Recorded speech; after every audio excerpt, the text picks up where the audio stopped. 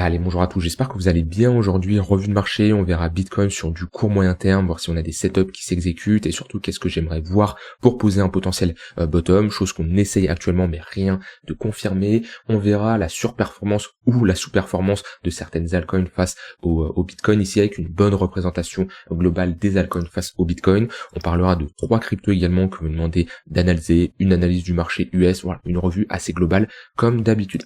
Avant que je commence, je tiens à vous rappeler, il vous reste maintenant 3 jours pour profiter de l'offre sur le programme Devenir Trader. C'est vraiment la dernière ligne droite si vous voulez vous former, développer une stratégie de trading rentable, être autonome, prendre de bonnes décisions. Et dans un marché comme ça qui est un peu incertain, c'est le meilleur moyen de se former. Alors je ne vous vends pas du rêve, il va falloir travailler, bien entendu. Il n'y a pas de méthode miracle, il n'y a pas d'indicateur magique. Et il y a une image que faudrait que je ressorte, et elle est ici. Voilà, cette image-là qui est vraiment la réalité, hein. C'est que la plupart sur Internet vont vous promettre un chemin très facile, hein, pour avoir la fameuse Lamborghini, des sommes énormes, choses qu'on va voir sur les réseaux sociaux, et le trading a une mauvaise réputation malheureusement à cause de ces gens-là.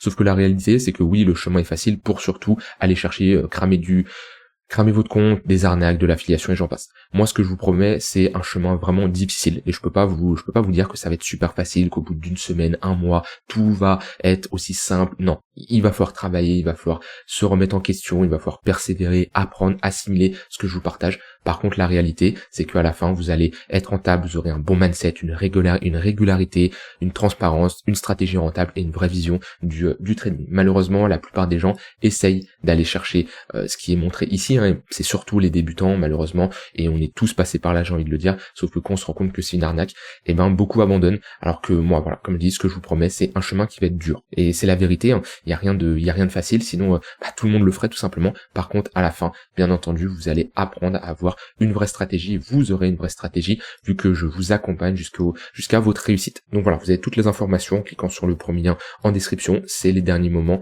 pour profiter des 200 € offerts. Alors, je commence ici sur le Bitcoin.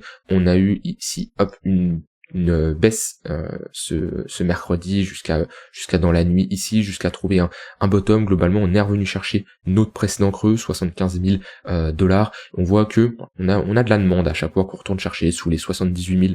À chaque fois qu'on a eu ici des prises de liquidité, on a eu des réactions acheteuses. On n'est pas venu prendre ce creux-là. On est toujours ici bloqué entre deux bornes. Alors attention, on a quand même clôturé sous les 78 000 $, donc ça serait bien en clôture daily de réintégrer ce niveau-là. Moi de mon côté, ça ne change pas sur du moyen terme, je reste bearish à partir du moment où ici j'ai toujours des moyennes mobiles orientées à la baisse, j'ai toujours un tunnel 4 heures qui fait office de résistance, je reste prudent, surtout que sur du court terme, pour le moment, on le voit bien, on a même ici un tunnel 15 minutes qui fait office de résistance. On voit bien ici, on a une tentative de pousser par les acheteurs, rejet avec une bonne confluence, tunnel 15 minutes, point pivot daily, qui est ici une très bonne zone de localisation pour chercher des shorts. On revient chercher le même niveau, point pivot daily, tunnel 15 minutes, on est en train de rejeter actuellement. Donc ça, c'est un niveau de résistance qui a plus de chances de tenir. Alors c'est sûr, hein, peut-être qu'on va se faire rejeter ici, comme on l'a eu, on va se faire rejeter à nouveau. Il y a un moment, bien sûr, c'est un niveau qui va casser automatiquement, mais tant que ce niveau tient, on a plus de chances ici de chercher des shorts. Donc on voit qu'on fait du ping-pong ici entre des points pivots daily qui sont des niveaux très pertinents. Moi, vous voyez comment je fonctionne. Pour ceux qui me connaissent depuis un moment, je trace très peu de choses sur mes charts, à part des niveaux de support ou de résistance, mais sinon je préfère avoir des indicateurs qui me calculent automatiquement avec des données précises, hein, c'est-à-dire des points pivots, c'est tout simplement des niveaux qui sont calculés en fonction des données de la veille, hein, pour des points pivots daily, les points pivots weekly c'est en fonction de la semaine précédente, etc., etc. Mais voilà, c'est des niveaux que tout le monde a. C'est pas comme un niveau de support ou une trendline où des fois on peut hésiter comment la tracer. Ici, c'est des niveaux très pertinents, qui sont très surveillés par les algorithmes et qui sont très surveillés par les institutions. Et on voit qu'on a de bonnes réactions pour le moment. Donc ça nous témoigne que Bitcoin reste dans une trend qui est baissière, que ça soit sur du court, moyen terme. Donc je suis méfiant, moi, de mon côté.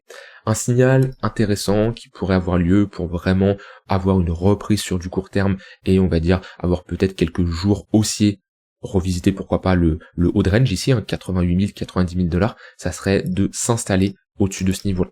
On voit que là, on a tenté de réintégrer, mais on s'est fait rejeter proche de notre value area low, qui est tout simplement notre extrémité basse de ce range-là, d'accord? Pas mal de volume à l'intérieur, donc pas mal d'acheteurs qui sont bloqués, qu'on revient chercher ces niveaux-là. C'est des opportunités pour ces acheteurs de clôturer leur position et de sortir à break-even. Et je vous rappelle, un acheteur qui clôture sa position, eh ben c'est une vente, hein. Quand vous êtes un acheteur, vous êtes un futur vendeur, et quand vous êtes un vendeur, vous êtes un futur acheteur. C'est pour ça qu'on dit souvent, le marché ne peut pas pump si le train est déjà chargé. Pourquoi? Parce que quand il y a que des acheteurs, qu'est-ce qui reste? Il reste que des potentiels vendeurs. C'est pour ça que le marché a du mal à monter. Donc c'est pour ça que ce niveau-là fait office de résistance et qu'on a énormément d'acheteurs qui sont bloqués, plus un niveau de résistance que les shorts surveillent également.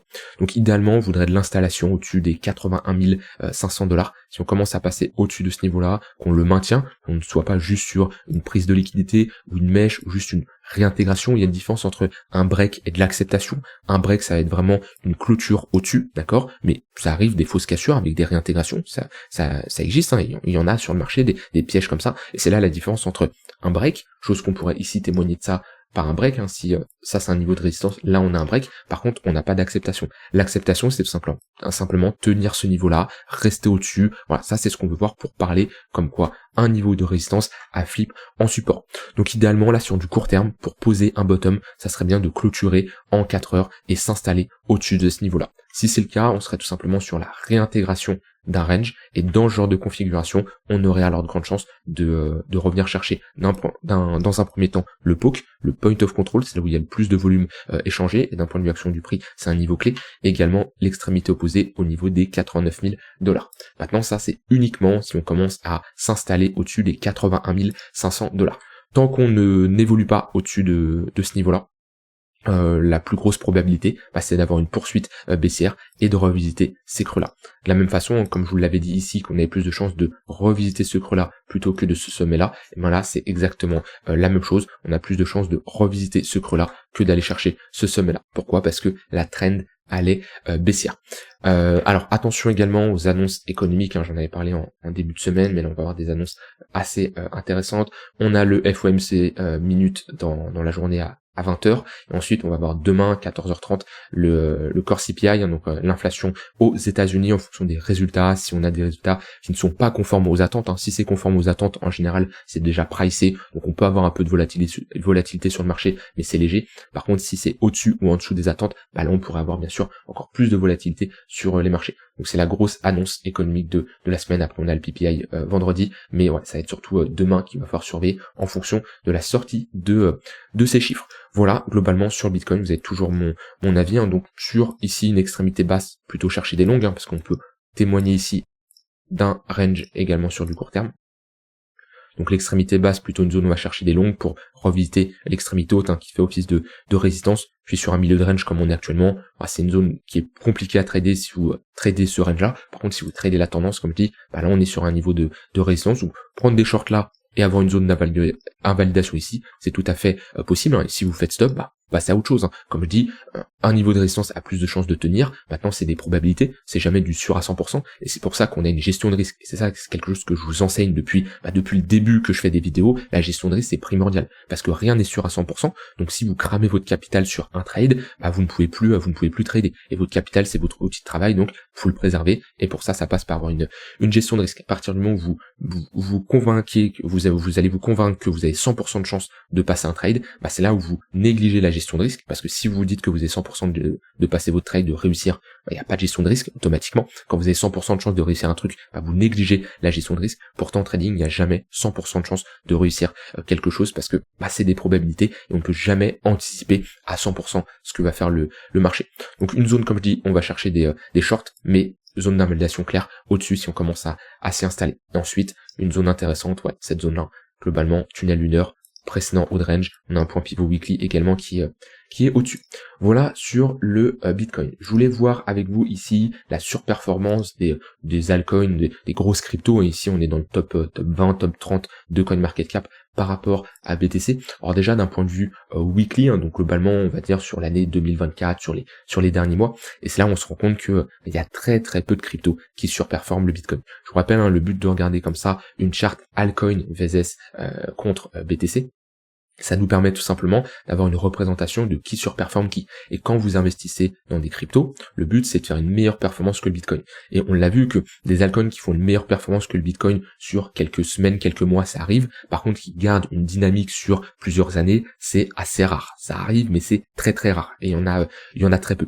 Et c'est pour ça, il faut vraiment pas avoir de mal à prendre des profits sur ces altcoins. Et moi personnellement, dans mon portefeuille long terme, j'ai des altcoins. Par contre, je sais que je n'ai pas d'altcoins où je me dis tiens, je vais les garder pendant 15-20 ans. À part BTC et Ether, il n'y a pas une crypto. Par exemple, je possède du Solana, je possède du Hyperliquid, je possède du RSR, mais il n'y a pas des cryptos parmi ceux-là où je vais me dire tiens, je vais les garder 30-40 ans, comme je pourrais holder du BTC pendant des années et des années. C'est là l'importance de prendre ses profits. Et comme je dis, quand on regarde d'un point de vue weekly, il n'y a pas énormément d'altcoins qui performent contre le Bitcoin. XRP là, qui a bien pump et qui rentre dans un range. On a Mantra, Home, qui elle, a très très bien performé, et bien sûr, on est là sur une performance assez incroyable, mais après, il n'y a pas grand chose, hein. On a BNB, il est où BNB?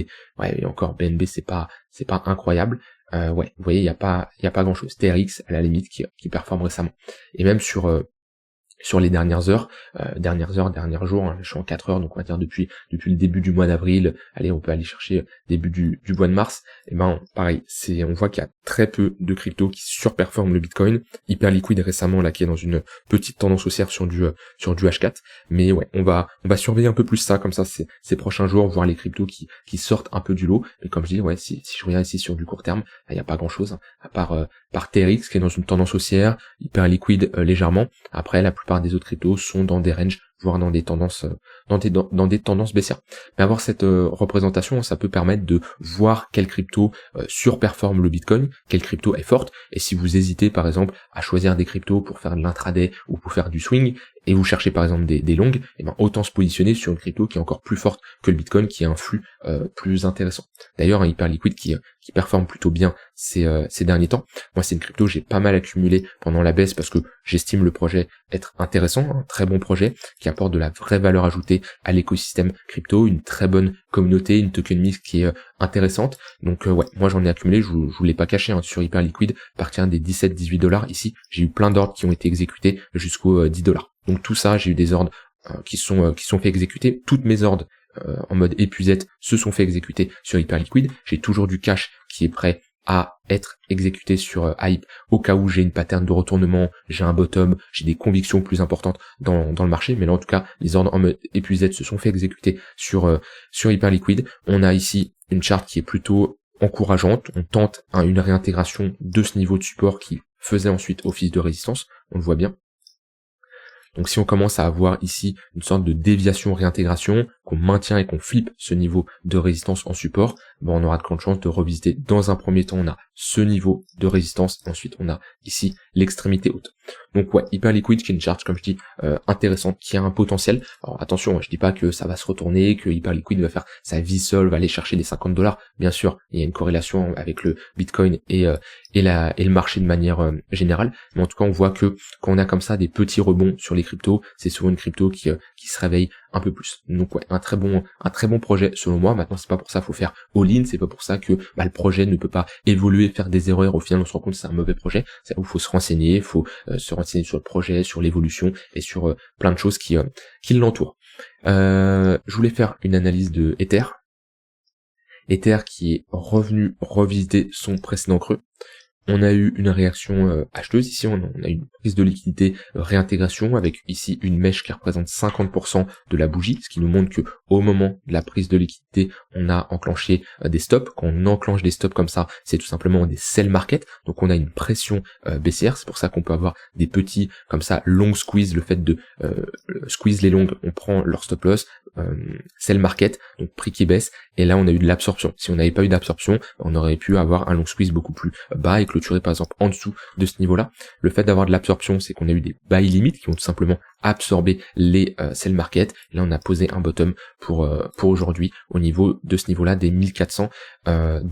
Maintenant, trop tôt pour parler de bottom moyen long terme sur Ether. On voit qu'on a toujours des moyennes mobiles orienté à la baisse, un tunnel 15 minutes qui fait office de résistance depuis un moment. On voit les 15 minutes là qui qui lead cette tendance, on se fait à nouveau rejeter. Idéalement, il faudrait break le 15 minutes, le flip en support pour espérer poser un bottom un peu plus moyen terme. Pour le moment, Ether est faible, Ether reste dans une dynamique qui est baissière. Vaut mieux chercher de la continuation de tendance que de chercher absolument ici des longues, hein. C'est-à-dire que oui, sur du long terme, on revient chercher des niveaux de support. Là-dessus, je suis tout à fait d'accord. Par contre, attention, sur du court terme, à ne pas acheter un couteau qui tombe, à rentrer avec des effets de levier énormes. Comme je dis, on est dans une dynamique qui est baissière. On a ici des creux des sommets de plus en plus bas. Donc, si vous cherchez des longues, attendez qu'un bottom se pose. Au moins, repasser au-dessus du tunnel 15 minutes. Idéalement, qu'on ait un 15 minutes ici qui repasse au-dessus du tunnel 1 heure. On aurait un socle important, un bottom beaucoup plus important. Voilà, quand on commence à avoir un 15 minutes qui repasse au-dessus d'une heure, déjà chercher des longues peut être beaucoup plus intéressant. Je dis pas que c'est un bottom définitif long terme,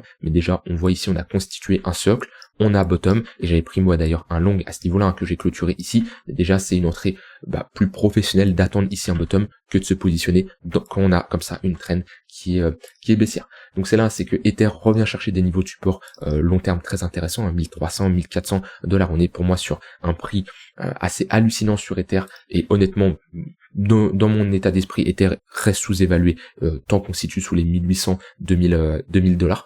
Ça se trouve, Ether ne fera plus de nouvelle ATH. Je vois beaucoup de gens qui parlent de ça. J'en avais parlé dans ma vidéo hier ou avant-hier, mais je disais comparer la valeur qu'apporte Ether entre 2018 où il était à 1300 $, et 2025 où il est toujours au même prix. Clairement on a fortement évolué pendant cette période de 7 ans, et Ether n'est pas le même qu'il est ici. Donc pour moi, à partir du moment où on a la valeur, les fondamentaux qui font ça, sur le long terme, on a un prix qui doit faire ça. De toute façon, il y a une différence entre le prix et la valeur, c'est deux choses qui sont totalement différentes. On peut avoir des projets qui sont sous-évalués ou des projets qui sont surévalués pendant des périodes, mais logiquement sur le long terme, le prix rattrape toujours la valeur. Au niveau du marché US. Alors, tac. Toujours dans une trend qui est baissière, même si on essaye de poser ici un bottom.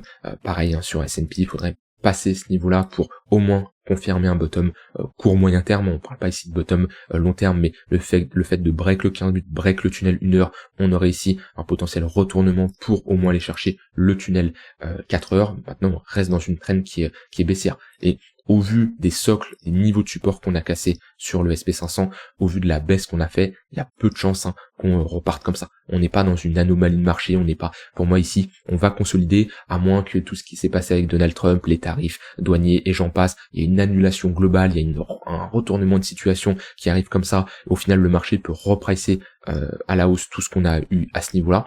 C'est possible. Pour moi, c'est très peu probable que ça se passe aussi rapidement. Avec le temps, je suis convaincu que bien sûr, sur du moyen long terme, on aura un S&P qui posera un bottom. Par contre, je ne sais pas si c'est ici, je ne sais pas si c'est là. Mais au vu de la baisse qu'on a eue, j'ai du mal à croire qu'on va repartir en V-bottom et refaire un nouvel ATH comme ça. Donc il y aura le temps de saisir des opportunités. Je vous ai déjà dit que un S&P qui commence à revenir chercher les moins 20%, ça redevient intéressant pour commencer à se positionner, que ça soit sur le SP500, voire des actions boursières. Après, voilà, ça va vous de faire le tri en fonction de ce qui vous s'intéresse. Mais ouais, on revient chercher des niveaux de support intéressants. Par contre, pour du trading court moyen terme, méfiance, on est toujours dans une trend qui est baissière, même si là, on a une tentative de bottom avec potentiellement un creux plus haut que le précédent. Pour ça, il faudrait break ce niveau-là. Dans ce cas-là, on pourrait potentiellement entamer un retracement. Pareil, si on retrace, on peut mettre des Fibonacci. Hop, à ce niveau-là. 0,382, c'est une target intéressante. Ouais, on l'avait vu là. À ce niveau-là, revenir chercher cette zone-là, ça peut être une bonne zone de résistance. Et si le marché veut pousser, on peut revisiter. On a ici une zone de résistance qui est tout simplement notre précédent bad range, qui est un niveau de support qui est censé faire office maintenant de résistance. Mais ouais, attention à la volatilité, pareil, demain sur le SP500, au vu des annonces économiques. Alors, les altcoins que vous m'avez demandé d'analyser. J'ai noté CRV. Hop, je vais prendre sur Binance, tac. CRV, on est revenu chercher un niveau de support très intéressant, on voit bien. Ligne de coup de cette pattern de retournement, grosse zone de support qui faisait, qui on a flippé en résistance à un moment qu'on a réintégré. Là, on a une pattern d'accumulation, un bottom, c'est un niveau qu'on ne doit pas casser. Si on commence à réintégrer ce niveau-là, on aura de grandes chances de retourner chercher notre bad range. Donc là, le niveau des 35 centimes, c'est un niveau à tenir. Pour le moment, on a eu un premier rejet. Ça serait bien de valider cette pattern en W. Là, on pourrait faire creux, sommet, creux plus haut que le précédent, sommet plus haut que le précédent. Et dans ce cas-là, on aurait de grandes chances d'inverser cette pattern de top. On voit bien comment le marché se comporte. Structure en W, pump, jusqu'à avoir une pattern de top. Ensuite, on rentre dans une tendance baissière. On a à nouveau une structure en W, tendance haussière. Là, on a une petite pattern de top. C'est pas la plus jolie. On voit qu'on a quand même un petit M jusqu'à rentrer dans une tendance baissière. À nouveau, structure en W, structure en top, voilà, tout simplement des dynamiques haussières et baissières, parce qu'une structure de top, c'est tout simplement sommet, creux, sommet plus bas que le précédent, creux plus bas que le précédent, et structure en W, c'est l'inverse, creux et sommet de plus en plus haut. Donc idéalement, on voudrait break ce niveau-là, avoir de l'installation là, au-dessus des 50-60 centimes de dollars, break ce bloc-là, pour repartir dans une tendance haussière. La zone de support est très intéressante pour du long terme, maintenant on n'a pas de bottom en weekly. Ensuite, on m'a demandé d'analyser la crypto WLD. Bon, là, la charte, elle est vraiment moche, vu qu'on est sur un all-time low, hein. Je compte pas ici la bougie de listing. On fait un plus bas. On est sur un moins 95%. Donc ouais, non, c'est moche. Rentrer sur ce genre de chart, c'est un peu être suicidaire, dans le sens où on est sur quand même une crypto, voilà, on n'est pas sur des cryptos à forte capitalisation comme du Solana, comme du BNB et j'en passe. On casse des gros niveaux de support, on fait des performances quand même assez, ça c'est un bear market, hein, clairement, c'est clairement un bear market. Ouais, c'est vraiment pas terrible. Depuis le top qu'on a posé sur les cryptos là en décembre, on est sur un moins 85%. Donc vous voyez, hein, c'est pas parce qu'une altcoin a pris ici un moins 87% qu'elle ne peut pas refaire à nouveau, même si je prends à partir de là, ici un moins 57%. Donc attention à ceux qui font du DCA comme ça sur des altcoins. Pour moi, c'est une bêtise, hein. Alors, vous pouvez faire du DCA sur Bitcoin, et sur Ether à la limite, mais quand vous commencez à accumuler ce genre de crypto, c'est un peu être suicidaire. Pour moi, la meilleure chose à faire, si cette crypto vous intéresse d'un point de vue fonda, voilà, si le projet est intéressant selon vous. Maintenant, la technique peut ne pas matcher avec le projet pendant un moment. Moi, sachant que j'accorde une importance quand même à la technique, je préfère attendre d'avoir des signaux, même si le projet est intéressant. Et un signal intéressant, ça serait soit par exemple une réintégration de ce niveau-là, ça serait un premier signal encourageant, ou alors une pattern de retournement. Ou les deux, on peut avoir ici une réintégration, une pattern de retournement, et là déjà, on aurait une entrée beaucoup plus professionnelle avec des probabilités plus importantes d'être sur un bottom.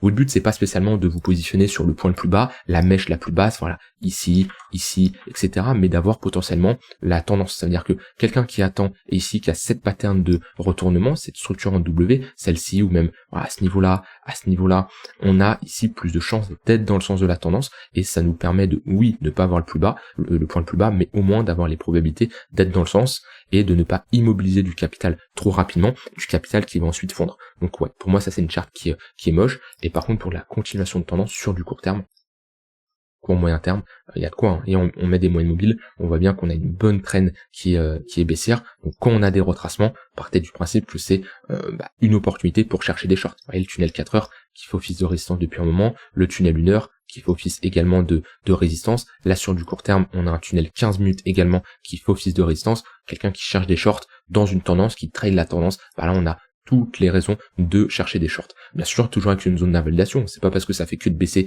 depuis des jours, voire des semaines, que là, ça va continuer à baisser. C'est pour ça qu'on a une gestion de risque. Et dernière crypto, on m'a demandé la crypto de KuCoin. Tac. Alors, tac, hop. Globalement, on est dans un gros range. On peut ici voir un gros range que je mettrais plutôt comme ça. Et ici, on est plutôt dans un petit range.